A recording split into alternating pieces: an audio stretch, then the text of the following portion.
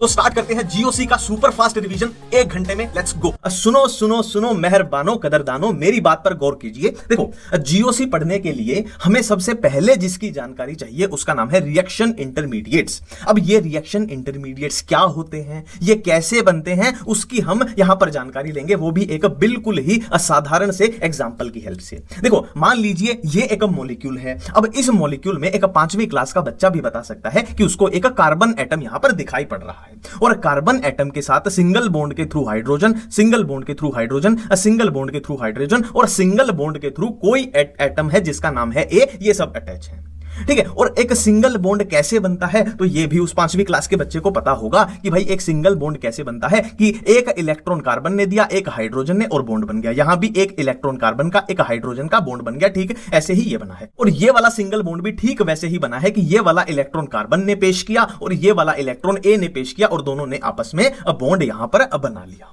अब देखिए, अगर मैं आपको बोल दूं कि इस कार्बन और इस ए के बीच का जो ये बॉन्ड है, इसको आप तोड़ दीजिए, इसको ब्रेक कर दीजिए, तो आप में से कुछ भाई अंग्रेजी मीडियम के बच्चे हैं, वो बोलेंगे कि बॉन्ड को तोड़ने को तो हम भाई क्या बोल सकते हैं, बॉन्ड फिजन वर्ड यूज करते हैं। बॉन्ड मतलब बॉन्ड, फिजन मतलब, है ना, फिजन हो गया, टूट गया, है ना। तो आप बोलोगे कि भाई हम इस कार्बन और इस ए के बीच का ये जो बॉन्ड है, इसको 2 तरीके से तोड़ सकते हैं, है ना। अब मेरी अंग्रेजी थोड़ी कमजोर है, आप अंग्रेजी में उत्तर दिए जा रहे हो कि हम 2 तरीके से इसको तोड़ सकते हैं, एक तो होमोलिटिक तरीके से, एक हेटेरोलिटिक तरीके से। तो भाई मैंने आपसे पूछा कि भाई अंग्रेजी का थोड़ा हिंदी अनुवाद करके बताओ कि कहना क्या चाहते हो। ठीक है, तो आपने बोला कि होमो मतलब सेम, लिटिक, लिटिक वर्ड कहां से आया, लिसिस, लिसिस मतलब टूटना, तो होमो मतलब सेम, लिसिस मतलब टूटना, मतलब सेम तरीके से टूटना, मतलब जो बर्ताव कार्बन के साथ होगा बिल्कुल सेम बर्ताव ए के साथ भी किया जाएगा। हेटेरोलिटिक, हेटेरो मतलब क्या होता है, डिफरेंट, लिटिक, लिसिस मतलब टूटना, तो डिफरेंट तरीके से टूटना, मतलब कार्बन के साथ अलग बर्ताव किया जाएगा और ए एटम के साथ अलग बर्ताव किया जाएगा। यह है होमोलिटिक, हेटेरोलिटिक। ठीक है। अब आप बोलोगे यार थोड़ा समझ में नहीं आया, थोड़ा सा ढंग से बता दे, थोड़ा सा ढंग से बता दे, थोड़ा मजा नहीं आया, तो मैं आपको बोलूंगा ठीक है भाई, थोड़ा सा इसको ढंग से समझ लेते हैं। पहले हम क्या है, होमोलिटिक फ्यूजन को देखेंगे, फिर हेटेरोलिटिक को देखेंगे, और अपने ऑटोमेटिकली रिएक्शन इंटरमीडिएट सारे बनके तैयार हो जाएंगे। होमोलिटिक फ्यूजन में क्या होता है, देखो ये हमारे पास मॉलिक्यूल था, हाँ, इस मॉलिक्यूल में मैंने आपको क्या बोला था कि कार्बन और ए एटम के बीच में जो बॉन्ड है इसको ब्रेक कर दीजिए, है ना। कुछ ऐसी कंडीशन अपने को विजुअली दिखाई देगी कि इनके बीच का बॉन्ड हम तोड़ रहे हैं। अब इनके बीच का बॉन्ड हमने अगर होमोलिटिक तरीके से तोड़ा, होमोलिटिक मतलब दोनों के साथ सेम बर्ताव किया जाएगा, मतलब ये बॉन्ड टूटने के बाद कार्बन का जो इलेक्ट्रॉन है वो उसको दे दिया जाएगा और ए एटम का जो इलेक्ट्रॉन है वो उसको दे दिया जाएगा। ठीक है। अब तो रिजल्ट अपने को क्या मिलेगा, रिजल्ट अपने को क्या मिलेगा, कुछ ऐसा रिजल्ट अपने को मिलेगा कि कार्बन का इलेक्ट्रॉन उसके ऊपर दिखाई दे रहा है एक रेडिकल की फॉर्म में, है ना। फ्री पड़ा है तो इसको फ्री रेडिकल हम बोल देते हैं, और ए एटम के ऊपर उसका इलेक्ट्रॉन दिखाई पड़ रहा है। ठीक है। तो होमोलिटिक फ्यूजन अगर हुई तो जो रिएक्शन इंटरमीडिएट बना वो क्या बना, फ्री रेडिकल। तो पहला रिएक्शन इंटरमीडिएट अपने पास आ चुका है जो फ्री रेडिकल है। किसका फ्री रेडिकल है, इसको हमने अपने काम का ये है तो इसको कार्बन का हम फ्री रेडिकल यहां पर बोल सकते हैं। ठीक है। तो पहला रिएक्शन इंटरमीडिएट अपने पास आ गया जिसको हमने फ्री रेडिकल बोला। अब यहां पर आपको बोल दिया जाए कि यही अपने मॉलिक्यूल है, वही अपना मॉलिक्यूल है, कि इसको हेटेरोलिटिक तरीके से तोड़ो। तो हेटेरोलिटिक तरीके से अगर तोड़ेंगे तो 2 ऑप्शन अपने पास बन जाएंगे कि या तो ये दोनों इलेक्ट्रॉन उड़ा के कौन ले जाएगा, कार्बन ले जाएगा, कुछ इस तरीके से टूटा, या फिर दूसरा ऑप्शन है कि ये बॉन्ड कुछ इस तरीके से टूटा कि ये दोनों इलेक्ट्रॉन कौन उड़ाकर ले गया, ये ए एटम उड़ाकर ले गया। ठीक है। तो 2 पॉसिबिलिटी अपने पास यहां पर बनी। पहली पॉसिबिलिटी क्या है कि दोनों इलेक्ट्रॉन को ये ए एटम उड़ा कर ले जाए। दूसरी पॉसिबिलिटी क्या है कि दोनों इलेक्ट्रॉन को ये कार्बन एटम उड़ा के ले जाए। तो इसके रिजल्ट से होगा क्या, देखो होगा क्या, पहली पॉसिबिलिटी की बात करते हैं कि अगर दोनों इलेक्ट्रॉन ये ए एटम ले गया तो इसके ऊपर नेगेटिव चार्ज आ जाएगा। ये हमने किस तरीके से दिखाया है, देखो एक तो इलेक्ट्रॉन ए का अपना खुद का था, एक ये कार्बन का ले आया, जो कार्बन का इलेक्ट्रॉन ये लेके आया है उसको डिनोट करने के लिए हमने यहां नेगेटिव चार्ज दिखाया है, और कार्बन का इलेक्ट्रॉन चला गया है इसीलिए इसके ऊपर पॉजिटिव चार्ज आ गया, और इसको फिर हम क्या बोल देते हैं, कार्बो कटायन बोल देते हैं। कार्बो यानी कार्बन का, कटायन यानी कटायन बन गया है। अब कई बच्चे कटायन और अनायन में ही कंफ्यूज हो जाते हैं, तो उनको सिंपल सी एक ट्रिक बताता हूं, लॉजिक। देखो कटायन में टी आ रहा है तो टी एक प्लस का साइन जैसा दिखाई दे रहा है, है तो कार्बोकटायन हमेशा प्लस साइन वाला होगा, इसमें कंफ्यूज मत होना। तो अपने पास ये दूसरा रिएक्शन इंटरमीडिएट आ चुका है। और यहां पर अगर हम देखें तो ठीक इसके ऑपोजिट हो जाएगा कि कार्बन के ऊपर अगर कार्बन दोनों इलेक्ट्रॉन ले जाए, है ना, तो कार्बन के ऊपर नेगेटिव चार्ज आ जाएगा क्योंकि वो ए एटम का एक इलेक्ट्रॉन ले आया है और ए के ऊपर पॉजिटिव चार्ज ठीक इसके ऑपोजिट आ जाएगा। और इस रिएक्शन इंटरमीडिएट को हम क्या बोल देंगे, इसको हम कार्ब अनायन बोल देंगे। कार्ब यानी कार्बन का है, अनायन यानी अनायन है। तो अपने पास यहां पर 3 रिएक्शन इंटरमीडिएट बन चुके हैं। कौन से? एक फ्री रेडिकल, एक कार्बोकटायन, एक कार्बो अनायन। ये अपने पास 3 फ्री रेडिकल बनके तैयार हैं। ये होमोलिटिक फिजन से बने हैं, ये हेट्रोलिटिक फिजन से बने हैं। ये बातें हम सीख चुके हैं। अब देखिए यहां पर मजे की बात क्या है, हम इनका नाम बार बार बोल रहे हैं रिएक्शन इंटरमीडिएट। तो कोई भी चीज है वो इंटरमीडिएट क्यों होती है? क्योंकि वो अनस्टेबल है। अगर वो स्टेबल होती तो वो प्रोडक्ट ही बन जाती, वो इंटरमीडिएट क्यों बनती है ना, वो प्रोडक्ट ही बन जाती। तो ये इंटरमीडिएट क्यों है? क्योंकि ये अनस्टेबल है। तो ये अनस्टेबल क्यों है, इसका रीजन क्या है? देखो फ्री रेडिकल की तरफ अगर आप देखोगे तो यहां पर कार्बन की जो ऑक्टेट है वो कंप्लीट नहीं हो रही है, तो ये अनस्टेबल है, इसके पास इलेक्ट्रॉन की कमी है। और चार्ज जहां पर भी आ जाए ना, देखो केमिस्ट्री में चार्ज जहां पर भी आ जाए, ऑर्गेनिक पढ़ रहे हैं तो चार्ज का मतलब होता है दुख, चार्ज का मतलब होता है दुख। इस कार्बन के पास ये प्लस चार्ज है तो ये इसका दुख है ना, इसके पास ये नेगेटिव चार्ज है, ये इसका दुख है। तो इसका दुख कैसे कम होगा? इसके पास इलेक्ट्रॉन की कमी है, पॉजिटिव चार्ज है क्योंकि इसका इलेक्ट्रॉन ये ले गया है। तो अगर कोई आके इसको इलेक्ट्रॉन दे दे, डोनेट कर दे, तो ये सुखी हो जाएगा। इसके पास ये नेगेटिव चार्ज का दुख है, तो अगर कोई आके इसके ये इलेक्ट्रॉन खींच ले अपनी तरफ तो ये सुखी हो जाएगा, है ना। और क्वेश्चन करते हुए, ऑर्गेनिक केमिस्ट्री में क्वेश्चन करते हुए हमेशा फ्री रेडिकल को भी कार्बोकटायन की तरह ट्रीट किया करो। क्यों? क्योंकि इसके पास भी इलेक्ट्रॉन की कमी है, इसके पास भी इलेक्ट्रॉन की कमी है। तो फ्री रेडिकल को भी अगर कोई इलेक्ट्रॉन दे दे तो ये भी सुखी हो जाएगा। तो ये तीनों ही दुखी हैं, इनको सुखी होना है। तो सुखी होने से ही स्टेबिलिटी के क्वेश्चन बनते हैं जो कि अपनी पूरी ऑर्गेनिक केमिस्ट्री में फैले हुए हैं।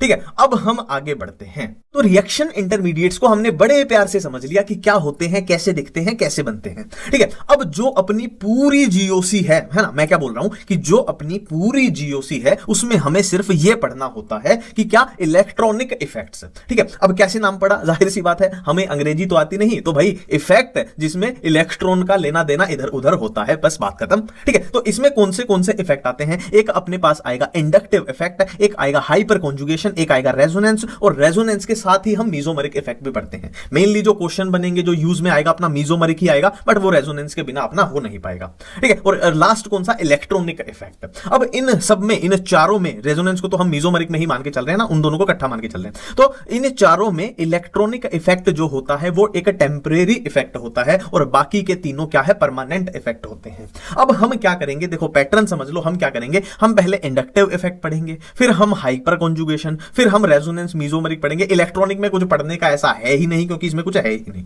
ठीक है, और फिर हम इनके कॉमन क्वेश्चन देख लेंगे कि डायरेक्ट आपके सामने क्वेश्चन आ जाए तो आप कैसे डिसाइड करोगे, किस बेस पे स्टेबिलिटी उनकी डिसाइड करोगे।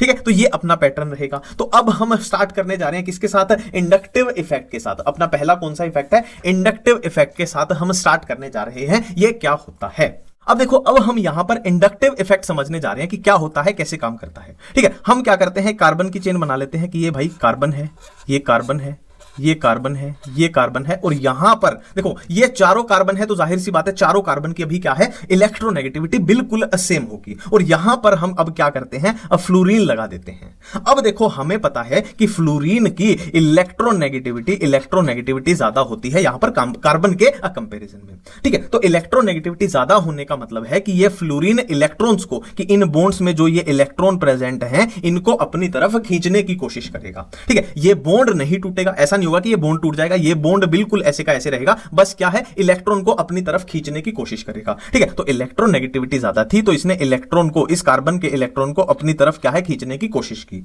तो इलेक्ट्रॉन इसकी तरफ खिंच गए तो इसके ऊपर डेल्टा नेगेटिव चार्ज आ गया, क्योंकि है ना इलेक्ट्रॉन इसकी तरफ झुक गए हैं। तो इसके ऊपर डेल्टा नेगेटिव आया तो जाहिर सी बात है इस कार्बन के ऊपर डेल्टा पॉजिटिव चार्ज आ जाएगा, है ना। देखो हमने डेल्टा वर्ड क्यों यूज किया है? अगर ये बॉन्ड पूरा टूट जाता और फ्लोरीन इसके इलेक्ट्रॉन लेके भाग जाता तो इसके ऊपर नेट नेगेटिव चार्ज आता, इसके ऊपर नेट पॉजिटिव। डेल्टा क्यों आया है? क्योंकि ये बॉन्ड नहीं टूटा है, इसने सिर्फ इलेक्ट्रॉन को अपनी तरफ आकर्षित किया है, अट्रैक्ट किया है ना, इसीलिए ये चार्ज आया। अब यहां पर डेल्टा पॉजिटिव आने से हुआ क्या? जो ये कार्बन बिल्कुल ठीक इनके जैसा था इलेक्ट्रोनेगेटिविटी के मामले में, अब हुआ क्या है? इस कार्बन की इलेक्ट्रोनेगेटिविटी अब बढ़ गई है, ज्यादा हो गई है इनके कंपैरिजन में। अब इसकी इलेक्ट्रोनेगेटिविटी ज्यादा हो गई है तो ये अब क्या है, इसके इलेक्ट्रॉन खींचेगा, तो इसके ऊपर क्या आ जाएगा, अब डेल्टा मान लीजिए डबल पॉजिटिव चार्ज आ गया, ठीक है। अब डेल्टा डबल पॉजिटिव आने से इसकी इलेक्ट्रोनेगेटिविटी बढ़ गई तो ये इससे डिफरेंट हो गया। अब इसने क्या किया, इसके इलेक्ट्रॉन को खींच लिया, तो इसके ऊपर मान लेते हैं डेल्टा ट्रिपल पॉजिटिव चार्ज आ गया। तो कुछ इस तरीके से एक चेन बनती चली गई, है ना। जाहिर सी बात है डेल्टा पॉजिटिव क्या है, इससे बड़ा होगा और डेल्टा डबल पॉजिटिव इससे बड़ा होगा, क्योंकि ये कार्बन डायरेक्टली स्ट्रॉन्ग फ्लोरीन से जुड़ा हुआ है ना। यहां तक तो उसका इफेक्ट आ रहा है ना। अब ये चेन कितनी लंबी चलेगी, तो ये लगभग 3 कार्बन तक की, 1 कार्बन 2 कार्बन 3 कार्बन तक यहां तक इसको अप्लाई करना है, उसके बाद ये इफेक्ट लगभग खत्म हो जाता है। और इसी इफेक्ट को हम क्या बोलते हैं, इंडक्टिव इफेक्ट बोलते हैं। इसी इफेक्ट को क्या बोलते हैं, इंडक्टिव इफेक्ट बोलते हैं। अब ये काम कहां आता है, उससे पहले हम जान लेते हैं कि ग्रुप किस टाइप के होते हैं। देखो इंडक्टिव इफेक्ट के लिए मैं यहां वर्ड यूज कर रहा हूं आई, कि भाई इंडक्टिव इफेक्ट है। अब इंडक्टिव इफेक्ट शो करने वाले भी 2 टाइप के ग्रुप हो सकते हैं, 2 टाइप के ग्रुप हो सकते हैं, एक तो माइनस आई ग्रुप, एक प्लस आई ग्रुप। अब इनमें क्या फर्क होता है, देखो यहां पर फ्लोरीन जो है इलेक्ट्रोनेगेटिविटी ज्यादा है, मतलब इलेक्ट्रॉन को खींचेगा, तो ये एक माइनस आई ग्रुप है। तो माइनस आई ग्रुप क्या करेंगे, इलेक्ट्रॉन को इस चेन से अपनी तरफ खींचेंगे। और प्लस आई ग्रुप क्या करेंगे, जैसा कि फ्लोरीन ने यहां किया है, ये माइनस आई ग्रुप है, तो अगर यहां पर प्लस आई ग्रुप होता तो वो क्या करता, इलेक्ट्रॉन को खींचने की बजाय वापस उस चेन की तरफ प्रोवाइड करता, ठीक है। तो माइनस आई वाले अपनी तरफ खींचेंगे और प्लस आई वाले उसको डोनेट करेंगे, इलेक्ट्रॉन को देंगे, है ना। तो अब हम इसका देखते हैं कि इसका यूज कहां हो सकता है। तो इसका एक छोटा सा एग्जांपल आपको मैं बता देता हूं। देखो मान लीजिए ये एक कार्बोकैटायन है, ठीक है, और यहां मैंने लगा दिया एक माइनस आई ग्रुप और यहां मैंने लगा दिया एक प्लस आई ग्रुप। तो इन दोनों में से बताओ कौन सा ज्यादा स्टेबल होगा। देखो अब जाहिर सी बात है, कॉमन सेंस की बात है कि इसके ऊपर पॉजिटिव चार्ज है, यानी इलेक्ट्रॉन की कमी है, इसके पास भी इलेक्ट्रॉन की कमी है, तो कमी है तो इसको स्टेबिलिटी के लिए इलेक्ट्रॉन चाहिए। तो माइनस आई वाला क्या करेगा, इलेक्ट्रॉन को अपनी तरफ खींचेगा। तो पहले ही कमी थी और अपनी तरफ इसने और ज्यादा खींच लिया, तो इसमें स्टेबिलिटी कम कर दी, डिक्रीज हो गई। प्लस आई क्या करेगा, ठीक इसके ऑपोजिट इलेक्ट्रॉन को देगा, डोनेट करेगा। तो इसके पास इलेक्ट्रॉन की कमी थी, इसने इसको इलेक्ट्रॉन दे दिए, तो ये खुश हो गया, तो इसकी स्टेबिलिटी बढ़ गई। तो इन दोनों में ये वाला मॉलिक्यूल ज्यादा स्टेबल हो जाएगा। ये इंडक्टिव इफेक्ट का यूज है। अब आगे बढ़ते हैं। अब देखो अब हमारे पास एक नई दिक्कत खड़ी हो सकती है। मान लीजिए आपके सामने क्वेश्चन आ गया, यहां पर फ्लोरीन लगा हुआ है और यहां पर NO2 लगा हुआ है, ठीक है। अब होगा क्या, आप देखोगे कि भाई प्लस आई है कि माइनस आई है। तो फ्लोरीन जो होता है वो माइनस आई ग्रुप है, इलेक्ट्रॉन को खींचने वाला, और NO2 भी क्या है, माइनस आई ग्रुप है। अब कैसे डिसाइड करोगे कौन ज्यादा इलेक्ट्रॉन को खींच पाएगा, है ना, ये दिक्कत आ गई, है ना। तो पहली दिक्कत क्या आ गई कि हमें पता कैसे चले कि कौन सा माइनस आई ग्रुप है, कौन सा प्लस आई ग्रुप है। यहां पर मैं कुछ भी लिख देता, आपको कैसे पता चलेगा वो माइनस आई है या प्लस आई है। दूसरी दिक्कत आ गई कि एक क्वेश्चन में दोनों ही माइनस आई के आ जाए, तो उनके ऑर्डर को कैसे डिसाइड करें कि फ्लोरीन का ज्यादा माइनस आई इफेक्ट है या NO2 का ज्यादा है। तो यह दिक्कत को सॉल्व करने के लिए हम एक ट्रिक पे काम करेंगे और उस ट्रिक से आपका सारा ही ऑटोमेटिकली क्लियर हो जाएगा। और बहुत ही प्यारी ट्रिक है, बिल्कुल आपको हमेशा के लिए याद हो जाएगी। तो अब हम माइनस आई और प्लस आई के ऑर्डर को याद करने के लिए बहुत आसान ट्रिक यहां पे सीखने वाले हैं। देखो मैं पहले ही आपको बता दूं, ये ऐसी ट्रिक है, अगर एक बार आपने ध्यान से इसको सुन लिया तो मैं आपको गारंटी देता हूं कि जिंदगी में ये ऑर्डर आपको कभी नहीं भूलने वाले, ठीक है। तो सबसे पहले हम माइनस आई ग्रुप देख लेते हैं और उनका ऑर्डर देख लेते हैं। माइनस आई के ग्रुप अपने को पता चल जाएंगे तो ऑटोमेटिकली पता चल जाएगा कि प्लस आई के कौन से बच जाएंगे, ठीक है। फिर उसकी हम ट्रिक देख लेंगे, ठीक है। देखो एक कहानी है, बहुत ही प्यारी, बहुत ही छोटी सी कहानी है।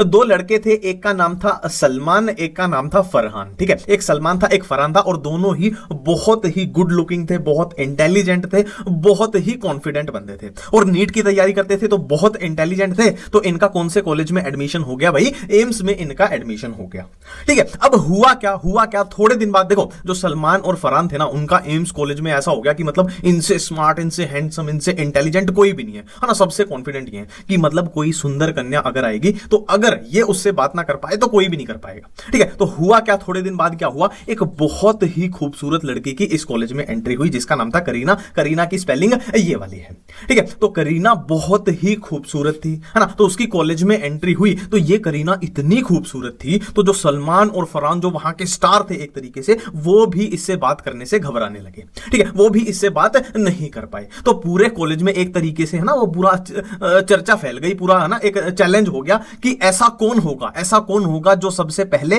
करीना से बात करेगा? कि ना तो सलमान इससे बात कर पाया, ट्रिक क्या है, ना तो सलमान इससे बात कर पाया, ना फरहान इससे बात कर पाया, तो कौन है जो बाकियों से पहले, औरों से पहले करीना को सबसे पहले हेलो बोलेगा? ठीक है, तो यही अपनी -i की ट्रिक है, बहुत आसान ट्रिक है। तो यही अगर ट्रिक को हम लिख के अगर देखें तो कैसे बन जाएगी कि ना तो फरहान बोल पाया, ना सलमान बोल पाया, तो कौन खूबसूरत की स्पेलिंग देख लो, तो कौन खूबसूरत करीना को हेलो बोलेगा? औरों का समझ रहे हो, OROH, औरों से पहले। ठीक है, एक बार फिर से इस ट्रिक को देखते हैं कि ना फरहान बोल पाया, ना सलमान बोल पाया, तो कौन खूबसूरत करीना को हेलो बोलेगा? औरों से पहले। ये अपनी ट्रिक यहां पे बन गई। आप देख पा रहे हो मैंने ना फरहान को मैंने एक साथ में लिखा है। क्यों लिखा है? क्योंकि यहां पे देखो N को, यहां पे नाइट्रोजन को हम कॉमन ले लेंगे, एक बार इसको F से मैच करा देंगे, एक बार इसको किससे, R से मैच करा देंगे, और एक बार इसको H से मैच करा देंगे। अब ये अपना ऑर्डर बनके यहां पे तैयार है। ये ट्रिक अपनी कैसे काम करती है आपको देख के मजा आ जाएगा। पहले ऊपर वाली लाइन यहां पर हम देख लेते हैं। देखो ये जो यहां पर बना था कि N नाइट्रोजन यहां पे कॉमन हो गया ना का, फिर फरहान से हमने FRH ले लिया कि FRH, NF3 प्लस वाला ग्रुप हो गया, NR3 प्लस वाला ग्रुप हो गया, NH3 प्लस वाला ग्रुप हो गया। अब ना से अपने आया NO2 ग्रुप, सलमान से आया SO3H ग्रुप, और कौन CN से आया CN, खूबसूरत के COOH से आया COOH, और करीना से अपने पास यहां पे आया, करीना से अपने पास यहां पर आया COR ग्रुप। हेलो से मतलब हेलोजेंस की बात हो रही है, और हेलोजेंस में हमें पता है फ्लोरीन की इलेक्ट्रोनेगेटिविटी सबसे ज्यादा, फिर क्लोरीन की, फिर ब्रोमीन की, फिर आयोडीन की। ओरो ये बिल्कुल एज इट इज है, OR मतलब OR ग्रुप, OH मतलब OH ग्रुप, और पहले से आया फिनाइल। तो ये अपना -i का ऑर्डर बन गया कि ना फरहान से नाइट्रोजन हमने कॉमन ले लिया, फिर FRH को निकाल लिया, NF3 group, NR3 group, NH3 group, फिर ना सलमान, ना से NO2, सलमान से SO3, कौन से CN, खूबसूरत के COOH से COOH, करीना से COR, हेलोजन से ये अपने हेलोजन आ गए, फिर ओरों OR OH, और ये अपना फिनाइल हो गया। तो ये हो गए अपने कौन से -i का ऑर्डर हो गया। अब -i की इस ट्रिक के साथ हमें एक बात और पता चल गई कि -i ये वाले ग्रुप शो करेंगे, मतलब इसके अलावा जो ग्रुप अपने आएंगे वो +i शो करेंगे। ठीक है, अब +i की ट्रिक क्या बोलती है? +i की ट्रिक में हमें थोड़ा सा क्या है, लॉजिक लगाना है ना। ट्रिक बनाने की बजाय, फालतू में ट्रिक बनाने की बजाय एक लॉजिक लगा लो। देखो अब +i का मतलब क्या होता है? जो इलेक्ट्रॉन देगा, है ना। +i का मतलब होता है जो इलेक्ट्रॉन देगा। तो पहला लॉजिक तो यही होगा कि इलेक्ट्रॉन वही तो दे पाएगा जिसके पास इलेक्ट्रॉन होंगे। देखो पैसा डोनेट कौन कर पाएगा? जिसके पास पैसे होंगे। तो इलेक्ट्रॉन वही दे पाएगा जिसके पास इलेक्ट्रॉन होंगे। तो इलेक्ट्रॉन किसके पास होंगे? देखो देखने से ही पता लग रहा है कि नेगेटिव चार्ज वाले +i में हो जाएंगे। -i में हमने देखा था नेगेटिव चार्ज वाले नहीं थे, तो इनके पास नेगेटिव चार्ज यानी इलेक्ट्रॉन है, तो ये +i में हो जाएंगे। ठीक है, तो पहली लाइन तो ये वाली अपनी ऑर्डर वाली हो गई। ठीक है, अब एक लॉजिक हम क्या लगाएंगे? जितने भी अपने मिथाइल ग्रुप वाले या कार्बन वाले बोल लो, है ना, जितने भी कार्बन वाले ग्रुप आएंगे ना, वो भी अपने सारे +i में आएंगे। अब कौन ज्यादा होगा कौन कम होगा उसको कैसे डिसाइड करें? देखो जितना हैवी होगा उतना ज्यादा +i होगा। मैंने क्या बोला है ना, एक लाइन पे ध्यान दो, जितना हैवी होगा उतना ज्यादा +i होगा, उतना ज्यादा इलेक्ट्रॉन देगा। अब ये देखो यहां पे कार्बन के साथ 3 कार्बन लगे हुए, 3 मिथाइल ग्रुप, तो ये हैवी है। यहां पे 2 मिथाइल ग्रुप, यहां पे 1 मिथाइल ग्रुप, मतलब ये हैवी है तो इसका ज्यादा +i, फिर उससे कम, फिर उससे कम। यहां पर T से ट्रिटियम है, D से ड्यूटेरियम है, H से हाइड्रोजन है। ये कैसे डिसाइड हुआ? मैंने बोला था जितना हैवी होगा उतना ज्यादा +i। तो ट्रिटियम क्या है? हैवी होता है, फिर ड्यूटेरियम, फिर हाइड्रोजन सबसे हल्का होता है, तो ये भी हमने हल्केपन पे, है ना, यहां पर कर लिया। तो ये हैवी, फिर उससे कम हैवी, फिर उससे कम हैवी, फिर उससे कम हैवी, फिर उससे कम हैवी, फिर ये सबसे लाइटर आ गया। ये अपने +i का भी ऑर्डर यहां पर हो चुका है। अब यहां पर देखो हम इलेक्ट्रॉनिक इफेक्ट्स कर रहे थे, यहां पर अपने इंडक्टिव इफेक्ट खत्म होता है। अब हम हाइपर कॉन्जुगेशन स्टार्ट करने वाले हैं। अब हम पढ़ने जा रहे हैं हाइपर कॉन्जुगेशन। तो हाइपर कॉन्जुगेशन में सबसे पहले हमें यह जानना पड़ेगा कि हाइपर कॉन्जुगेशन आखिर प्रेजेंट कहां पर होती है, कहां प्रेजेंट वो हो सकती है। ठीक है, तो मैं आपको बोल रहा हूं कि 3 ही ऐसे मॉलिक्यूल हैं, 3 ही ऐसे केस हैं जहां पर हाइपर कॉन्जुगेशन प्रेजेंट हो सकती है। कौन से 3 हैं? पहला कार्बोकटायन, दूसरा फ्री रेडिकल, तीसरा एल्कीन। एक बार फिर से रिपीट करते हैं, पहला कार्बोकटायन, दूसरा फ्री रेडिकल, तीसरा एल्कीन। इनके अलावा कहीं पर भी हाइपर कॉन्जुगेशन कॉन्जुगेशन प्रेजेंट नहीं हो सकती है। यहां पर बात खत्म है।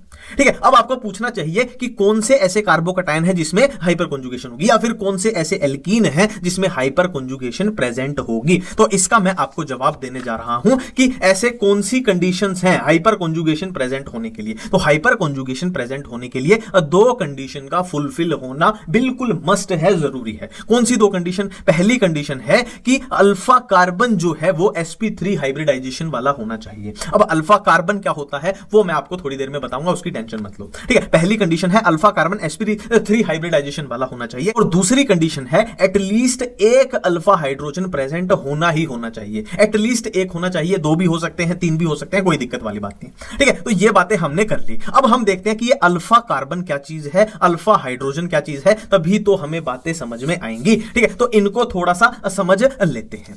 देखो, आपके पास कोई भी मॉलिक्यूल आ जाए ना, कुछ इस तरीके से आएगा, है ना। चार्ज होगा, पॉजिटिव चार्ज होगा या नेगेटिव चार्ज होगा या फ्री रेडिकल होगा या कुछ भी होगा। ठीक है, या डबल बॉन्ड होगा, वो भी मैं आपको सिखाऊंगा। देखो, बहुत ही सिंपल तरीका बता रहा हूं। जहां पर आपको चार्ज दिखाई पड़ रहा है ना, उस कार्बन के ऊपर क्या करो, बॉक्स बना लो। उस कार्बन के ऊपर बॉक्स बना लो, तो उस बॉक्स से जो नेक्स्ट कार्बन होगा वो क्या होगा, वो अल्फा कार्बन होगा। उससे नेक्स्ट कार्बन होगा वो बीटा कार्बन होगा। कुछ इस तरीके से हम अल्फा कार्बन देखते हैं। और अल्फा हाइड्रोजन क्या होते हैं कि ऐसे हाइड्रोजन जो अल्फा कार्बन से जुड़े हुए हों तो वो हो जाएंगे अपने अल्फा हाइड्रोजन। ठीक है, तो ये तो हमने चार्ज के केस में देख लिया। अब आप बोलोगे कि डबल बॉन्ड आ जाए तो भाई थोड़ी सी कंफ्यूजन हो जाएगी। कुछ नहीं करना, जैसे वहां पे चार्ज पे हमने बॉक्स बनाया था, यहां पर क्या करो, जहां पर डबल बॉन्ड दिख जाए उस पूरे एरिया के ऊपर क्या है, बॉक्स बना लो। ठीक है, डबल बॉन्ड वाले पूरे एरिया के ऊपर बॉक्स बना लो जिसमें दोनों कार्बन आ जाएंगे। ठीक है, अब इस बॉक्स से नेक्स्ट कार्बन, वही सेम रूल है, नेक्स्ट कार्बन होगा वो होगा अल्फा कार्बन। बॉक्स से नेक्स्ट कार्बन होगा अल्फा कार्बन। इससे आगे कार्बन होता तो वो बीटा कार्बन हो जाता ना, फिर आगे गामा और फिर एबीसीडी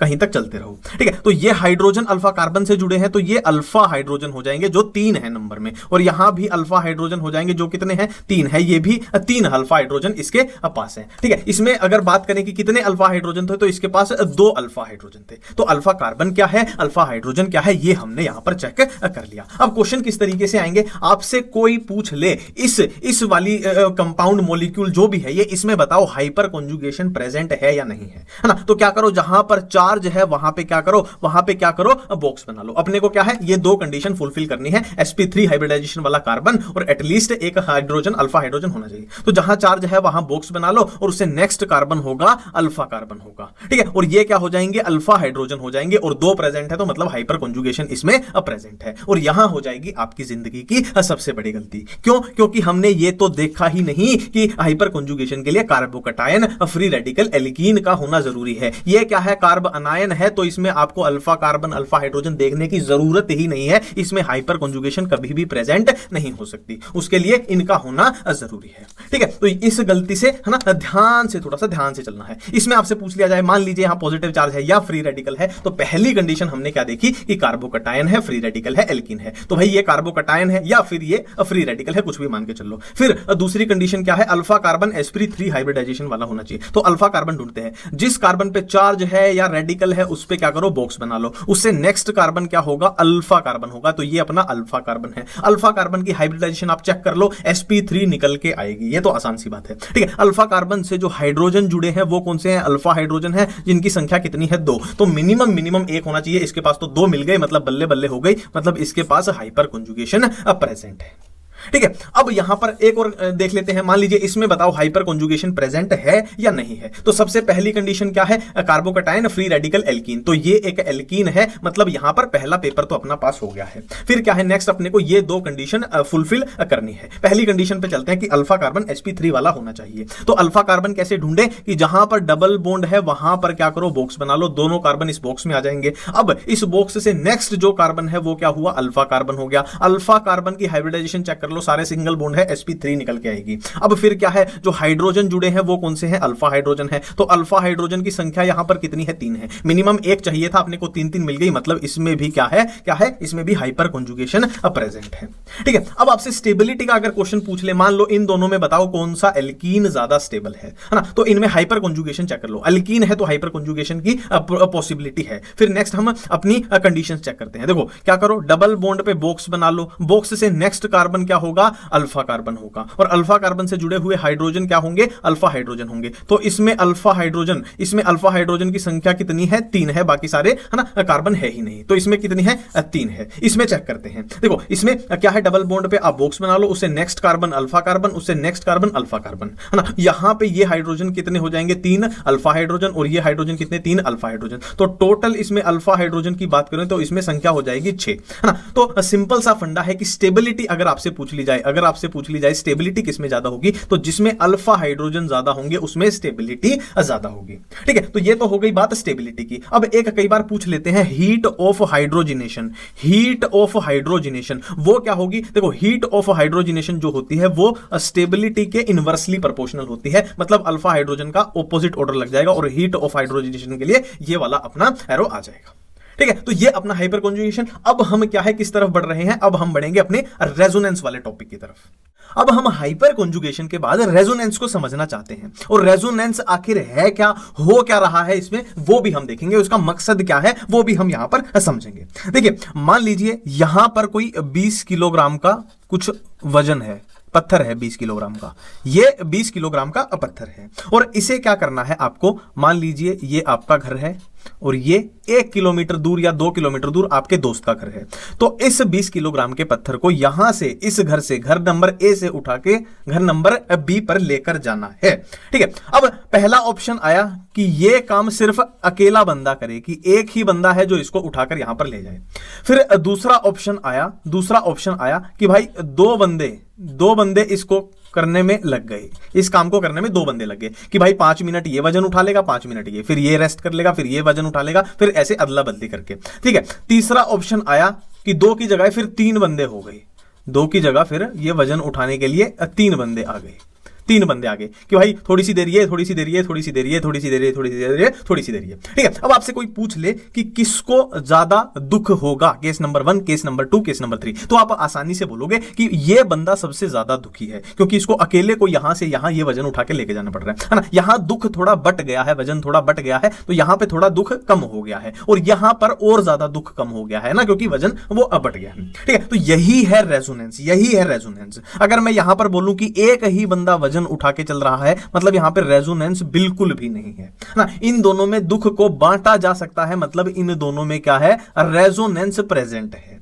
ना। फर्क क्या है कि इसमें जो रेजोनेंस की मात्रा है, इसमें रेजोनेंस की मात्रा कम है और इसमें रेजोनेंस की मात्रा ज्यादा है। और यही बंदे 4 होते तो रेजोनेंस और ज्यादा होती, 5 होते रेजोनेंस और ज्यादा होती। ठीक है, तो हमने ये समझ लिया कहां रेजोनेंस नहीं है, कहां रेजोनेंस है। जहां दुख बट सकता है वहां रेजोनेंस है, हाँ, और कितना दुख बटेगा तो रेजोनेंस कम है, रेजोनेंस ज्यादा है। ठीक है, तो ये तो हमने मकसद समझ लिया कि रेजोनेंस का मकसद क्या है, दुख को बांटना, है ना। अब दुख क्या होता है, तो अपनी केमिस्ट्री में दुख होता है पॉजिटिव चार्ज हो सकता है, नेगेटिव चार्ज हो सकता है, फ्री रेडिकल हो सकता है, या फिर रेजोनेंस में मान के चलो लोन पेयर। ये अपने दुख हैं, positive charge, negative charge, free radical, loan pair, ये अपने दुख हैं। जो इन दुख को बांट लेगा मतलब वहां रेजोनेंस प्रेजेंट है ना। जितना ज्यादा बांट लेगा उतनी ज्यादा रेजोनेंस, जितना कम बांटेगा उतना कम रेजोनेंस, और अगर दुख को नहीं बांट पाएगा तो वहां पे रेजोनेंस नहीं है ना। तो ये तो हमने सीधी भाषा में बात कर ली। अब इस सीधी भाषा को थोड़ा टेक्निकली समझना पड़ेगा, आखिर हो क्या रहा है ना। तो किसी भी कंपाउंड में रेजोनेंस प्रेजेंट है या नहीं है, उसको चेक कैसे करना है, यह कंडीशन मैं आपके सामने बता रहा हूं। तो सिंपल सी ट्रिक है चेक करने की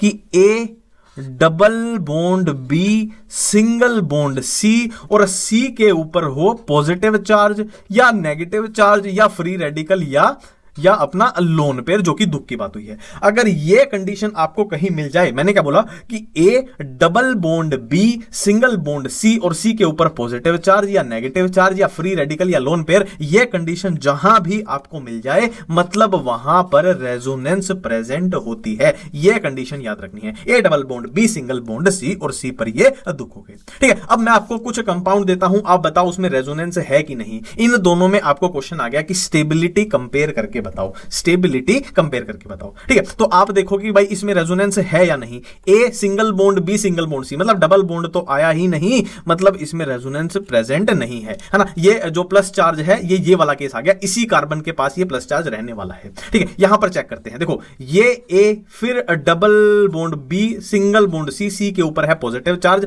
मतलब इस केस में रेजोनेंस प्रेजेंट है, मतलब ये दुख जो है वो बट सकता है, तो ये रेजोनेंस के चलते ज्यादा स्टेबल हो जाएगा। जाएगा। ठीक है, कुछ और केस ले लेते हैं, इसमें बताओ कौन सा ज्यादा स्टेबल होगा, रेजोनेंस है या नहीं वो चेक करके बताओ। पहले ये केस देखते हैं कि भाई ए, फिर डबल बॉन्ड ये बी, फिर सिंगल बॉन्ड सी और सी के ऊपर पॉजिटिव चार्ज, मतलब इसमें रेजोनेंस जो है वो प्रेजेंट है। इसमें चेक करते हैं, ए ये हो जाएगा ए, फिर डबल बॉन्ड बी और बी के ऊपर ही पॉजिटिव चार्ज आ गया, मतलब इसमें रेजोनेंस प्रेजेंट नहीं है, तो रेजोनेंस के चलते ये ज्यादा स्टेबल हो जाएगा। ठीक है, एक और क्वेश्चन कर लेते हैं, लो बताओ इनमें से कौन सा ज्यादा स्टेबल होगा। वही कंडीशन देखनी है रेजोनेंस की कि ए, फिर डबल बॉन्ड ये बी हो जाएगा, सिंगल बॉन्ड सी और सी के ऊपर कुछ भी नहीं है, चार्ज जो है आगे है, मतलब इस केस में रेजोनेंस प्रेजेंट नहीं है। इस केस में देखते हैं, A, double bond B, single bond C और सी के ऊपर पॉजिटिव चार्ज, मतलब क्या है, रेजोनेंस प्रेजेंट है, तो ये रेजोनेंस के चलते ज्यादा स्टेबल हो जाएगा। तो रेजोनेंस चेक करने का यही सिंपल सा तरीका है, कोई भी दिक्कत इसमें आपको नहीं आएगी।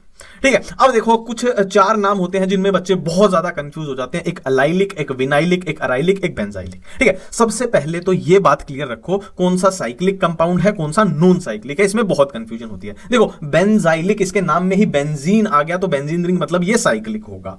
अराइलिक, इसको ऐसे याद रखना, इसमें आर आ गया मतलब इसमें रिंग है, मतलब ये भी रिंग वाला कंपाउंड होगा, और ये दोनों अपने क्या है ना, बिना रिंग वाले कंपाउंड है। अब देखो है क्या यहां पर फर्क क्या है इनमें, देखो अलाइलिक और इसका और इसका कंपैरिजन होता है, इसका और इसका कैसे होता है, देखो A double bond B, single bond C, C के ऊपर पॉजिटिव चार्ज, मतलब अलाइलिक में रेजोनेंस प्रेजेंट है। विनाइलिक की बात करें तो इसमें डबल बॉन्ड पर ही यहां चार्ज है, तो इसमें रेजोनेंस नहीं है, ये हाईली अनस्टेबल है, तो इसमें ये ज्यादा स्टेबल माना जाएगा। इधर बात करें तो बेंजाइलिक में चेक करें तो ये ए है, फिर डबल बॉन्ड, फिर बी, फिर सिंगल बॉन्ड सी, सी के ऊपर पॉजिटिव चार्ज, मतलब इसमें रेजोनेंस है, और इसमें चेक करें तो डबल बॉन्ड पर ही यहां पर चार्ज प्रेजेंट है, तो इसमें रेजोनेंस नहीं है, ये हाईली अनस्टेबल है, और बेंजाइलिक स्टेबल है ना। यहां पर याद क्या रखना है, पहले तो चारों नाम आपको क्लियर होना चाहिए कि अलाइलिक क्या होता है, विनाइलिक क्या होता है, अराइलिक क्या होता है, बेंजाइलिक क्या होता है। अब कौन सा स्टेबल है, किसमें रेजोनेंस है, वो ऑटोमेटिकली आपको पता ही लग जाएगा। ठीक है, अब आगे बढ़ते हैं, हम देखेंगे, देखो अगर मान लीजिए इसमें रेजोनेंस प्रेजेंट है ना, अब रेजोनेंस प्रेजेंट है तो इसके रिलेटेड स्ट्रक्चर इसके कई बन सकते हैं ना, जिनको इसके रेजोनेटिंग स्ट्रक्चर बोलेंगे, है ना। रेजोनेंस में बेसिकली होता क्या है, फॉर एग्जांपल ये है A double bond B, single bond C और सी के ऊपर है पॉजिटिव चार्ज। ठीक है, अब हमने बोला इसमें रेजोनेंस प्रेजेंट है, तो हो गया क्या, आप इसको थोड़ी देर बाद देखोगे तो हमने क्या बात की थी कि दुख को बांटा जा सकता है। थोड़ी देर बाद जब देखा इसको तो ये पॉजिटिव चार्ज है जो आपको ए पर दिखाई देगा, फिर सिंगल बॉन्ड बी, फिर डबल बॉन्ड सी, कुछ ऐसा दिखाई पड़ेगा, मतलब ये जो दुख था ये बट रहा है, ए के पास भी आ गया है ना। अब आपसे क्वेश्चन पूछ लिया जाएगा, ये दोनों क्या है, ये दोनों आपस में क्या है, रेजोनेटिंग स्ट्रक्चर है। ठीक है, अब आपसे पूछ लिया जाए ये वाली रेजोनेटिंग स्ट्रक्चर ज्यादा स्टेबल है या ये वाली, इस तरीके से क्वेश्चन पूछे जाएंगे, तो उसका जवाब किस तरीके से देना है, अब हम आगे वो बात करने जा रहे हैं। तो अब हम बात कर रहे हैं कि how to check stability of resonating structures. ठीक है, और यहां पर मैं इतनी धांसू ट्रिक आपको बताने वाला हूं, बहुत ही अच्छी ट्रिक है, एक बार थोड़ा सा ध्यान दे लेना, कभी कोई क्वेश्चन आपका इस तरीके का गलत नहीं होने वाला है। तो अपनी ट्रिक क्या बोलती है, सिंपल है बॉन्ड। ट्रिक क्या बोलती है, बॉन्ड, BOND बॉन्ड। ठीक है, अब ट्रिक क्या बोलती है, सबसे पहले बी को चेक करना है ना, बी से आंसर आ गया तो बल्ले बल्ले, अगर बी अपना फ्लॉप हो गया फिर आ जाना है ओ के पास। ठीक है, ओ से आंसर आ गया तो बहुत बढ़िया बात है, ओ भी फ्लॉप हो गया फिर एन के पास, एन से आंसर आ गया तो बहुत बढ़िया बात है, एन से आंसर नहीं आया तो डी के पास, तो डी से तो आंसर आके ही रहेगा। ठीक है, पैटर्न समझो, अपनी ट्रिक है बॉन्ड, सबसे पहले बी चेक करो, आंसर आए तो बहुत बढ़िया, नहीं आए तो ओ के पास जाओ, ओ से आंसर आए तो बहुत बढ़िया, नहीं आए तो एन के पास जाओ, एन से आंसर आए तो बहुत बढ़िया बात है, नहीं आए तो डी के पास जाओ, और डी से तो आंसर आके ही रहेगा। ठीक है, अब बी से क्या है अपना, बी से यहां पर अपना मतलब क्या है, नंबर ऑफ बॉन्ड्स, बी से नंबर ऑफ बॉन्ड्स, कौन से बॉन्ड्स, पाई बॉन्ड्स, कि जिसमें पाई बॉन्ड ज्यादा होंगे वो ज्यादा स्टेबल होगा, नंबर ऑफ बॉन्ड यानी नंबर ऑफ पाई बॉन्ड की बात हो रही है। ओ से यहां पर बात हो रही है ऑक्टेट की, जाहिर सी बात है 5वीं क्लास का बच्चा भी बता देगा कि जिसका ऑक्टेट जो है कंप्लीट होगा वो ज्यादा स्टेबल, इनकंप्लीट ऑक्टेट वाला कम स्टेबल होगा। ठीक है, एन से यहां पर दो चीजें हैं, एक है एन से पहले आएगी न्यूट्रलिटी, फिर आएगी नेगेटिविटी, और केमिस्ट्री में नेगेटिविटी के नाम पे एक ही चीज है, इलेक्ट्रोनेगेटिविटी, है ना। पहले हम न्यूट्रलिटी चेक करेंगे कि जो मॉलिक्यूल न्यूट्रल होगा वो चार्ज वाले से ज्यादा स्टेबल होगा। फॉर एग्जांपल ये है कार्बन और ये 4 बॉन्ड बना रहा है, बिल्कुल न्यूट्रल है, और ये कार्बन पे यहां पे पॉजिटिव चार्ज है, तो ये न्यूट्रल वाला ज्यादा स्टेबल होगा। ठीक है, तो फिर हम चेक करेंगे इलेक्ट्रोनेगेटिविटी। इलेक्ट्रोनेगेटिविटी में क्या पॉइंट है कि देखो जो नेगेटिव चार्ज होगा ना वो ज्यादा इलेक्ट्रोनेगेटिव एटम पे स्टेबल होगा। एक कॉमन सेंस की बात है कि अगर किसी एटम की इलेक्ट्रोनेगेटिविटी ज्यादा है, मतलब वो इलेक्ट्रॉन से प्यार करता है, इलेक्ट्रॉन को अपनी तरफ खींचना चाहता है, तो वो नेगेटिव चार्ज से प्यार करेगा, और पॉजिटिव चार्ज में ठीक उसका ऑपोजिट हो जाएगा कि जिसकी इलेक्ट्रोनेगेटिविटी कम होगी वो इलेक्ट्रॉन से नफरत करेगा, इसलिए वो पॉजिटिव चार्ज से अब प्यार करेगा, है ना। फिर डी से आया, डी से डिस्टेंस, डी से डिस्टेंस। अब डिस्टेंस क्या बोलता है, देखो यहां पर ये दो चार्ज हैं, एक पॉजिटिव एक नेगेटिव, यानी दोनों ऑपोजिट चार्ज हैं। अब अगर पॉजिटिव और नेगेटिव को मैं नेचुरली ऐसे ही छोड़ दूं तो पॉजिटिव और नेगेटिव आपस में अट्रैक्ट करेंगे, आपस में ये पास आना चाहते हैं तो इनको पास ही रखो, ठीक है। तो ऑपोजिट चार्ज जो होंगे वो पास रह के खुश होंगे, क्लोजर रह के स्टेबल रहेंगे, दूर होंगे तो अनस्टेबल होंगे, ठीक है। ठीक है, ऐसे ही सेम चार्ज की बात की जाए, ये तो ऑपोजिट चार्ज थे, सेम चार्ज की बात की जाए कि दो पॉजिटिव चार्ज को साथ में रख दिया जाए तो सेम चार्ज है तो एक दूसरे को रिपेल करेंगे, तो ये दूर होना चाहते हैं, अवे दूर होके स्टेबल रहेंगे, पास होके अनस्टेबल रहेंगे। ठीक वैसे ही नेगेटिव का हो जाएगा, रिपेल करेंगे तो दूर होके खुश रहेंगे, पास होके दुखी रहेंगे, अनस्टेबल रहेंगे। तो ट्रिक अपनी बॉन्ड है और ये बॉन्ड ट्रिक अप्लाई कैसे करनी है उसके लिए यहां पर हम अभी क्वेश्चन सॉल्व करने वाले हैं। मान लीजिए ये क्वेश्चन हमारे पास आ जाता है कि बताओ भाई इनमें से कौन सी रेजोनेटिंग स्ट्रक्चर ज्यादा स्टेबल है, ठीक है। अब हम इसको कैसे सॉल्व करेंगे, देखो सबसे पहले ट्रिक लगानी है बॉन्ड, बॉन्ड में सबसे पहले बी अपने को चेक करना है, नंबर ऑफ पाई बॉन्ड, कि जिसमें पाई बॉन्ड ज्यादा होंगे वो ज्यादा स्टेबल है ना। इसकी बात करें तो इसमें पाई बॉन्ड की संख्या कितनी है, एक तो ये पाई बॉन्ड हो गया, एक ये पाई बॉन्ड हो गया, तो इसमें पाई बॉन्ड की संख्या 2 है। इसमें पाई बॉन्ड की कुछ मत देखो, चार्ज वार्ज कुछ नहीं देखना है, सिर्फ बॉन्ड देखो। इसमें पाई बॉन्ड एक ये हो गया, सिर्फ एक ही इसमें पाई बॉन्ड की संख्या, तो इसमें पाई बॉन्ड ज्यादा है तो ये ज्यादा स्टेबल हो गई, अपने को चार्ज वार्ज कुछ देखना ही नहीं है, ठीक है। तो ये क्वेश्चन हो गया। नेक्स्ट अपना चलते हैं, इनमें से बताओ भाई कौन सी रेजोनेटिंग स्ट्रक्चर ज्यादा स्टेबल है। अपनी ट्रिक लगा दो बॉन्ड, सबसे पहले number of pi bond check करने हैं। तो इसमें अगर हम देखें तो नंबर ऑफ पाई बॉन्ड इसमें ये हो गया, तो इसमें नंबर ऑफ पाई बॉन्ड कितने हैं, 1 है। इसमें चेक करें तो ये वाला पाई बॉन्ड है तो इसमें भी पाई बॉन्ड की संख्या 1 है, मतलब अपना बी वाला रूल यहां पर फ्लॉप हो गया, तो बी वाला रूल फ्लॉप हो गया तो अपने को ओ पे यानी ऑक्टेट पे जाना पड़ेगा, है ना। ऑक्टेट चेक कर लो, लगभग सबका सेम ही आ रहा है, मतलब ऑक्टेट वहां भी वही है वहां भी वही है, तो ऑक्टेट वाला रूल भी यहां पर अपना फ्लॉप हो जाता है। फिर अपने को जाना पड़ेगा एन वाले रूल पे, एन में भी पहले न्यूट्रलिटी है कि न्यूट्रल वाला ज्यादा स्टेबल होगा, है ना।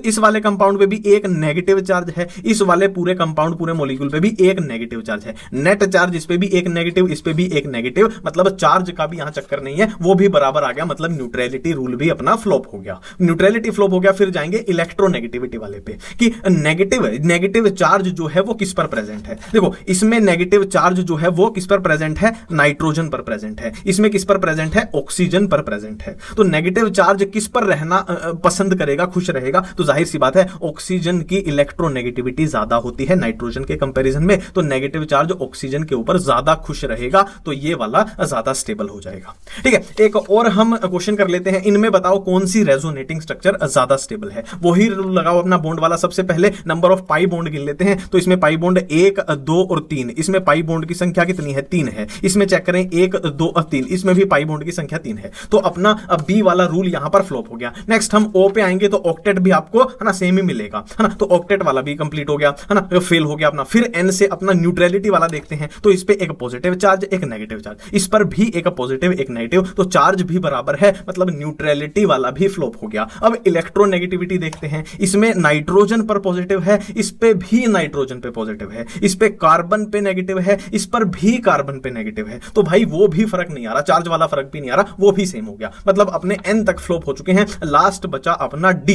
है ना। डी में क्या बोला था कि दो ऑपोजिट चार्ज एक दूसरे को अट्रैक्ट करेंगे, तो जितना पास होंगे उतना अच्छा है। तो इसमें दूरी कितनी है, इतनी दूरी है, और इसमें अगर दूरी की बात करें तो इतनी ज्यादा दूरी है, तो ऑपोजिट चार्ज को पास रखो, अट्रैक्शन होगी, तो जितने पास होंगे उतना ज्यादा स्टेबल होंगे, तो ये वाला कंपाउंड ज्यादा स्टेबल हो जाएगा। तो अब हम स्टार्ट करने जा रहे हैं मीजोमेरिक इफेक्ट, और एक बात मैं पहले ही बता दूं कि अब हम जिस तरीके से मीजोमेरिक इफेक्ट को पढ़ने वाले हैं, मुझे नहीं लगता इससे शॉर्ट तरीका, इससे फास्ट तरीका, इससे एक्यूरेट और इससे स्मार्ट तरीका कोई मीजोमेरिक इफेक्ट को पढ़ने का हो सकता है। क्वेश्चन करने के लिए जो भी चीजें चाहिए, जो भी एक्सेप्शन है, जहां पे कंफ्यूजन होती है और चीजें एग्जाम में याद भी आपको रह पाए, पूरा उस तरीके से मैंने इसको तैयार किया है ना। तो एक एक बात को ध्यान से सुनना और एक एक चीज को ध्यान से यहां पर देखना, ठीक है। सबसे पहला क्वेश्चन मन में यही आएगा कि मीजोमेरिक इफेक्ट के क्वेश्चन किस तरीके के दिखाई पड़ते हैं। तो मीजोमेरिक इफेक्ट के क्वेश्चन कुछ इस तरीके के दिखाई पड़ेंगे कि यहां पर मान लो OH लगा हुआ है, कुछ भी है, कार्बोकटायन है, कुछ भी है, उसके रिस्पेक्टिव यहां पर ग्रुप लगे होंगे, है ना। अब पोजीशन के नाम याद कर लो, ये रिंग है अगर, तो इसके रिस्पेक्ट में ये होती है ऑर्थो पोजीशन, ये मेटा पोजीशन, ये पैरा पोजीशन। फिर भी आप इसमें अगर कंफ्यूज होते हो तो ओमपुरी याद रखना, ओम पुरी याद रखना, ये आपको याद रह जाएगा। ठीक है, तो यहां पर ग्रुप होंगे या फिर यहां पर हो सकता है या फिर यहां पर, वो कोई भी ग्रुप हो सकता है, माइनस एम प्लस एम, वो हम बाद में बात करेंगे। तो कुछ इस तरीके का क्वेश्चन दिखाई देगा आपको मेसोमेरिक इफेक्ट का। ये हो गई पहली बात। दूसरी बात है, देखो जब हमने इंडक्टिव इफेक्ट पढ़ा था तो हमने ऐसे कार्बन की चेन बनाई थी और यहां पर हमने मान लो माइनस आई वाला फ्लोरीन यहां पर लगा दिया। अब फ्लोरीन क्या करेगा, इलेक्ट्रॉन को खींचेगा, है ना। और हमने देखा था कि इंडक्टिव इफेक्ट इस कार्बन पर काम कर रहा है, बहुत स्ट्रांगली काम कर रहा है, फिर थोड़ा कमजोर हो गया यहां पर, फिर बिल्कुल ही कमजोर हो गया यहां पर, और 3 कार्बन के बाद तो इंडक्टिव इफेक्ट क्या है, खत्म ही हो जाता है। मतलब क्या हम बोल सकते हैं कि इंडक्टिव इफेक्ट जो होता है वो डिस्टेंस डिपेंडेंट होता है, कि जैसे जैसे फ्लोरीन से हम दूर जा रहे हैं वैसे वैसे क्या है, उसका इफेक्ट कमजोर होता जा रहा है, तो डिस्टेंस पे डिपेंड करता है। ये बात अपने को समझ में आ गई। जबकि हम मेसोमेरिक इफेक्ट की बात करें, है ना, हम मेसोमेरिक इफेक्ट की बात करें तो देखो ऑर्थो पोजीशन इसके सबसे नजदीक है, फिर उससे दूर है मेटा, फिर सबसे दूर है पैरा। तो मेसोमेरिक इफेक्ट में डिस्टेंस का कोई भी फर्क नहीं पड़ता है। मेसोमेरिक इफेक्ट जैसा ऑर्थो पोजीशन पे लगेगा, सेम वैसा ही मेटा पे, सेम वैसा ही पैरा पे। ये बात याद रखना कि डिस्टेंस का मेसोमेरिक पे कोई भी फर्क नहीं पड़ता है, ऑर्थो हो, मेटा हो, पैरा हो, कोई फर्क नहीं पड़ता है। ठीक है, तीसरी बात है, मेसोमेरिक इफेक्ट जो होता है वो इंडक्टिव इफेक्ट का बाबूजी, दादाजी, परदादाजी होता है। मतलब जहां पर मेसोमेरिक इफेक्ट आ गया वहां पर इंडक्टिव इफेक्ट की कोई भी औकात नहीं होती है। मेसोमेरिक इफेक्ट सबसे पहले आपको क्वेश्चन में देखना है, उससे आंसर आ गया तो आपको इंडक्टिव तक जाना ही नहीं है। बट अगर मेसोमेरिक इफेक्ट से आंसर ना आ पाए, है ना, इक्वल निकल जाए, बराबर निकल जाए, फिर आपको क्वेश्चन सोल्व करने के लिए इंडक्टिव पर जाना ही पड़ता है। तीसरी बात हो गई 1 2 3, है ना, ध्यान देना, एक एक चीज पे ध्यान देते हुए चलना। ठीक है, और नेक्स्ट बात क्या है, देखो प्लस एम ग्रुप कौन से होंगे, जैसे हमने किया था ना कि इंडक्टिव इफेक्ट में किया था माइनस आई ग्रुप और प्लस आई ग्रुप, सेम वैसे ही इसमें plus M minus M. Plus M कौन से होंगे, इलेक्ट्रॉन को जो देंगे, डोनेट करेंगे। माइनस एम कौन से होंगे, इलेक्ट्रॉन को जो विदड्रॉ करेंगे। मतलब अगर यहां पर प्लस एम ग्रुप लगा है तो वो इलेक्ट्रॉन को देगा, और माइनस एम लगा है तो इलेक्ट्रॉन को खींचेगा, है ना। ये बात अपने को समझ में आ गई। डिस्टेंस की बात हम कर चुके हैं कि मान लो प्लस एम ग्रुप यहां लगा है या फिर यहां लगा है तो उसको इलेक्ट्रॉन देने की जो शक्ति है यहां भी सेम होगी, यहां भी सेम होगी, डिस्टेंस पे वो डिपेंड नहीं करता है। ठीक है, और अब इसमें एक और पॉइंट, ये जो 3 चीजें हैं ना, मैं आपको क्या बोल रहा हूं कि 100 तरीके की चीजें आपको, है ना, उलझा देंगी। तो इन 3 चीजों को पकड़ के चलोगे ना तो आपको मेसोमेरिक इफेक्ट के जो क्वेश्चन आएंगे ना, आपको कभी भी कंफ्यूजन नहीं होगी। ये 3 चीज रूल बना लो, ये बिल्कुल 50 स्टार, 100 स्टार, 200 स्टार लगा लो, ये 3 आपके दिमाग में फिट होने चाहिए, क्वेश्चन में कंफ्यूजन होगी ही नहीं। पहली बात है, मेटा पोजीशन पे मेसोमेरिक इफेक्ट काम नहीं करता है। ठीक है, M for meta, M for mesomeric, तो एम एम बिल्कुल कैंसिल कर दो। मेटा पोजीशन पे मेसोमेरिक इफेक्ट काम नहीं करता है, मतलब इस पोजीशन पर मेसोमेरिक इफेक्ट 0 हो जाता है, सिर्फ ऑर्थो और पैरा पर वो काम करता है। पहली बात। दूसरी बात है, जब हम प्लस एम माइनस एम के ग्रुप देखेंगे, है ना, वो बाद में देखेंगे, उसकी ट्रिक भी बहुत प्यारी ट्रिक मैं आपको बताऊंगा। उससे पहले ये बात समझ लो कि जहां पर CH3 ग्रुप आ जाए ना, याद रखना वो प्लस एम ग्रुप है, और प्लस एम में भी वो सबसे वीकेस्ट है। हाइपर कॉन्जुगेशन, ये वो मेसोमेरिक इफेक्ट वाले क्वेश्चन में मत याद रखना। मैं क्या बोल रहा हूं, CH3 जो ग्रुप है वो प्लस एम, उसको प्लस एम की तरह ट्रीट करना, और उसका प्लस एम, जो प्लस एम वाले ग्रुप वाले बंदे होंगे उनमें सबसे कमजोर उसका प्लस एम इफेक्ट होगा, ये याद रखना। ठीक है, लास्ट पॉइंट क्या है कि जो हेलोजेंस होंगे, जो अपने फ्लोरीन, क्लोरीन, ब्रोमीन, आयोडीन होंगे, उनमें मेसोमेरिक इफेक्ट को देखना ही नहीं है, सिर्फ इंडक्टिव इफेक्ट को देखना है, सिर्फ इंडक्टिव को देखना है। उनका मेसोमेरिक इफेक्ट ना के बराबर होता है, उसमें देखना ही नहीं है। ये 3 पॉइंट बहुत इंपॉर्टेंट है क्योंकि क्वेश्चन आपके यही गलत करवाएंगे।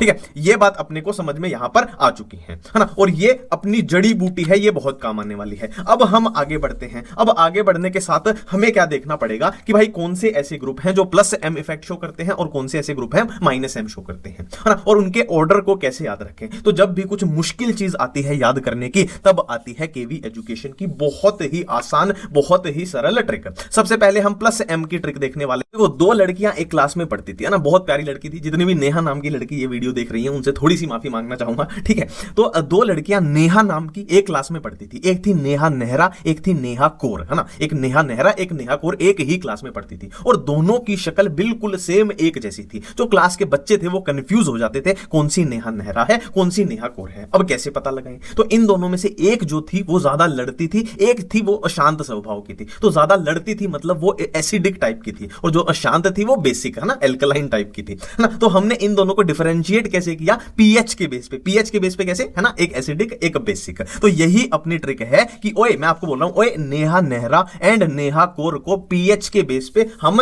डिफरेंशिएट कर सकते हैं। क्या है, अभी सिर्फ यहां पे जो लाल में रेड कलर में लिखा है उस पे ध्यान देना है कि ओए नेहा नेहरा और नेहा कोर को पीएच के बेस पे डिफरेंशिएट कर लो। एक बार फिर से, ओए नेहा नेहरा और नेहा कोर को पीएच के बेस पे डिफरेंशिएट कर लो। तो ये अपने प्लस एम का ऑर्डर बनके तैयार हो गया है। ओए से आया ओ नेगेटिव, नेहा से NH2 group, Nehra NHR group और OR ग्रुप आ गया, नेहा से फिर NHCOR ग्रुप आ गया, फिर कोर से OCOR आ जाएगा, फिर P से फिनाइल आ जाएगा, H से हेलोजेंस आ जाएगा। ये अपना प्लस एम का ऑर्डर बनके तैयार है। ठीक है, अब यहां पर एक मजे की बात है कि माइनस एम वाले कौन से होते हैं, तो जाहिर सी बात है जो इस ट्रिक में नहीं है वो माइनस एम वाले हो जाएंगे। और माइनस एम के लिए मैं आपको एक लॉजिक और बताना चाहूंगा। देखो ये होते हैं अपने माइनस एम वाले ग्रुप, माइनस एम वाले ग्रुप, है ना। अब यहां पे जो ये वाले हैं ना, इसको ऐसे याद रखना, अपनी केमिस्ट्री में, ऑर्गेनिक केमिस्ट्री में एक चैप्टर आता है जिसका नाम है aldehyde ketone and carboxylic acid. अपनी ऑर्गेनिक केमिस्ट्री में एक चैप्टर का नाम है aldehyde ketone and carboxylic acid. तो देखो यहां पर सारे क्या आ रहे हैं, एल्डिहाइड, ये कार्बोक्सिलिक एसिड जैसे आ रहे हैं, और ये कीटोन आ गए। ठीक है, अब यहां पर ये जो दो हैं ये याद रखना कि NO2 group and cyanide group ये भी माइनस एम शो करते हैं। बट यहां पर एक थोड़ा सा ट्विस्ट याद रखना कि माइनस एम में जिनमें नाइट्रोजन आ जाए, मैंने क्या बोला कि माइनस एम, ये सारे ही माइनस एम है, माइनस एम वाले जिनमें नाइट्रोजन प्रेजेंट हो वो स्ट्रॉन्ग माइनस एम शो करते हैं comparative to aldehyde ketone and carboxylic acid. ठीक है, ये aldehyde ketone and carboxylic acid दो नाइट्रोजन वाले NO2 ग्रुप, CN ग्रुप, और फिर हमने क्या किया कि जिनमें नाइट्रोजन है वो स्ट्रॉन्ग माइनस एम शो करेंगे, किनसे, ये एल्डिहाइड कीटोन कार्बोक्सिलिक एसिड से। ठीक है, ये बातें बिल्कुल ही अपने को समझ अच्छे से आ गई हैं। अब हम क्या करते हैं भाई, क्वेश्चन करके देख लेते हैं कि बताओ कार्बोकटायन की स्टेबिलिटी कैसे होगी, है ना। तो कैसे चेक करेंगे, देखो OR ग्रुप NO2 ग्रुप पहले तो चेक करो माइनस एम है या प्लस एम है। तो अपनी ट्रिक से हम इजीली बता देंगे कि OR ग्रुप क्या है, अपना प्लस एम शो करेगा, और NO2 ग्रुप क्या करेगा, माइनस एम शो करेगा। प्लस एम मतलब ये इलेक्ट्रॉन देगा, माइनस एम मतलब इलेक्ट्रॉन ये खींच लेगा, है ना। और हमें पता है, हमें क्या पता है, मेटा पोजीशन पे मीजोमेरिक इफेक्ट शो नहीं होता है। तो ये कौन सी पोजीशन है दोनों में, ये ऑर्थो और ये मेटा, और ये पैरा पोजीशन है। ये पैरा पोजीशन है मतलब दोनों में ही मीजोमेरिक इफेक्ट शो होगा। कैसे शो होगा, तो देखो ये पॉजिटिव चार्ज है मतलब इलेक्ट्रॉन की कमी है, इसके पास भी इलेक्ट्रॉन की कमी है मतलब इसको इलेक्ट्रॉन चाहिए। तो प्लस एम वाला तो इलेक्ट्रॉन इसको देगा, और माइनस एम वाला तो पहले ही कमी थी, इसने खींच लिए, इसने इलेक्ट्रॉन खींच लिए, तो ये इलेक्ट्रॉन दे रहा है, तो ये चीजें ज्यादा स्टेबल हो जाएगी। ठीक है, नेक्स्ट क्वेश्चन करते हैं। ये आपके सामने क्वेश्चन आ गया, कार्बोकटायन की स्टेबिलिटी बताओ। तो सबसे पहले तो हम क्या है, पोजीशन देख लेते हैं, ऑर्थो और ये ओमपुरी, ओमपुरी याद रखना, ऑर्थो मेटा पैरा। और हमें पता है मेटा पोजीशन पर, ये हमेशा याद रखना, मेटा पोजीशन पर मीजोमेरिक इफेक्ट नहीं लगता है। तो इसमें मीजोमेरिक इफेक्ट भाई नहीं लगेगा, है ना। और इसमें भी मीजोमेरिक इफेक्ट लगेगा, इसमें भी मीजोमेरिक इफेक्ट लगेगा, और किस तरीके का लगेगा वो हम देख लेते हैं, उसके बेस पे स्टेबिलिटी निकलाएगी। देखो OR ग्रुप कैसा ग्रुप है, प्लस एम वाला ग्रुप है, तो इसको इलेक्ट्रॉन, कार्बोकटायन है तो इसको इलेक्ट्रॉन चाहिए, तो प्लस एम के थ्रू ये इसको इलेक्ट्रॉन देगा। इसमें मीजोमेरिक है ही नहीं, और ये भी प्लस एम के थ्रू इलेक्ट्रॉन देगा। तो कौन ज्यादा देगा, तो मीजोमेरिक इफेक्ट डिस्टेंस पर डिपेंड नहीं करता है, तो जितना ये देगा उतना ये देगा। तो इन दोनों का मीजोमेरिक इफेक्ट तो कैंसिल आउट हो गया। ठीक है, अरे देखो सबसे ये बात तो पहले ही डिसाइड हो चुकी है कि ये तो मीजोमेरिक इफेक्ट है ही नहीं, और इन दोनों में लग रहा है तो ये तो तीसरे नंबर पर सबसे कम स्टेबल होगा। इन दोनों में रेस चल रही है। ठीक है, अब मीजोमेरिक इफेक्ट दोनों का कैंसिल आउट हो गया। अब हमें आंसर, मीजोमेरिक जब कैंसिल हो जाए, अब हमें इंडक्टिव इफेक्ट से आंसर निकालना पड़ेगा। ठीक है, तो OR ग्रुप कैसा इफेक्ट शो करेगा, माइनस आई शो करेगा। OR ग्रुप कैसा, माइनस आई शो करेगा, मतलब इलेक्ट्रॉन खींच लेगा। पहले ही कमी है तो इसने खींच लिए तो और कमजोर बना देगा। अब ये पास में है, डिस्टेंस पे डिपेंड करता है इंडक्टिव इफेक्ट, तो ये पास में है तो ये ज्यादा इलेक्ट्रॉन खींचेगा, ये दूर है तो ये कम इलेक्ट्रॉन खींचेगा। तो ये कम खींचेगा तो सबसे ज्यादा स्टेबल हो जाएगा ये, नंबर 2 पे ये, और नंबर 3 पे ये, क्योंकि इसमें मीजोमेरिक इफेक्ट का सुख मिल ही नहीं रहा था।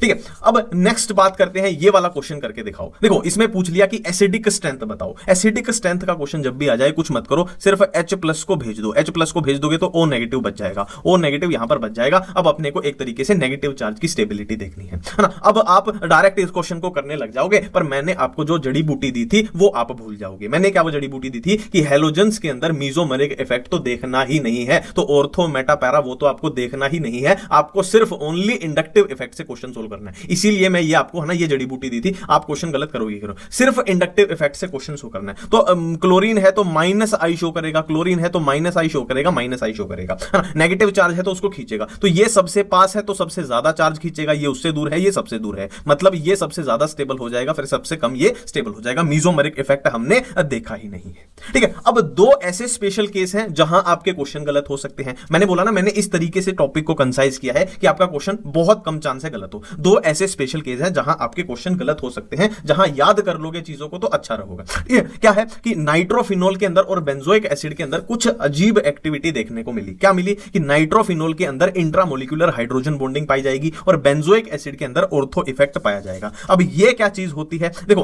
पहले हम ऑर्थो इफेक्ट देख लेते हैं। ऑर्थो इफेक्ट क्या बोलता है कि अगर बेंजोइक एसिड में, बेंजोइक एसिड क्या होगा, ऊपर COOH ग्रुप लगा होगा, कि अगर बेंजोइक एसिड में ऑर्थो, हाँ नाम में आ रहा है ऑर्थो इफेक्ट, तो ऑर्थो पोजीशन पर कोई भी ग्रुप लगा हो, चाहे वो -M है चाहे वो +M है, कोई फर्क नहीं पड़ता। कि ऑर्थो इफेक्ट में क्या है, बेंजोइक एसिड में ऑर्थो पोजीशन पर कोई भी ग्रुप लगा हो वो उसको ज्यादा स्टेबल बना देगा। किसके कंपैरिजन में, मेटा या पैरा के कंपैरिजन में वो उसको ज्यादा स्टेबल बना देगा। ये है ऑर्थो इफेक्ट जो कि बेंजोइक एसिड में देखने को मिला। अब नाइट्रोफिनोल वाला केस देख लेते हैं। इसमें क्या है, देखो ये होता है नाइट्रोफिनोल, ये होता है नाइट्रोफिनोल। अब इसमें ये ऑर्थो पोजीशन, ये मेटा पोजीशन, ये पैरा पोजीशन। अब मैं आपको बोल दूं कि इसमें एसिडिक स्ट्रेंथ निकाल के बताओ, है ना, एसिडिक स्ट्रेंथ निकाल के बताओ। यहां पर इसका H गायब हो गया है, एसिडिक स्ट्रेंथ निकाल के बताओ। तो आप जब क्वेश्चन सोल्व करोगे तो आपका एक्सपेक्टेड जो आंसर आएगा वो ये आएगा कि ऑर्थो सबसे ज्यादा, फिर पैरा, फिर मेटा, ये आपका आंसर इसमें आने वाला है, ठीक है।